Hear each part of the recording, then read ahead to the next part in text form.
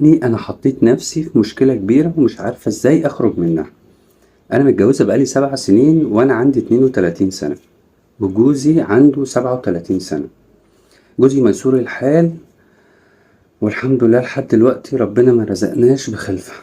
طب احنا عند دكاترة كتيرة جدا ولكن قالوا مستحيل ان انا اخلف، وده لسبب ان في ورم حميد في الرحم ولازم استأصل الرحم.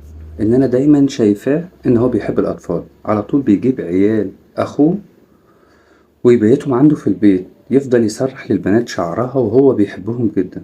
فمن إلحاح مني وصعب عليا قلت له ايه المشكلة ان انت تتجوز؟ قال لها لا طبعا انا عمري ما هتجوز، انا اخترتك عن حب واحنا الاتنين طبعا فضلت الح عليه ان هو لازم يتجوز ولازم يكون له ذرية.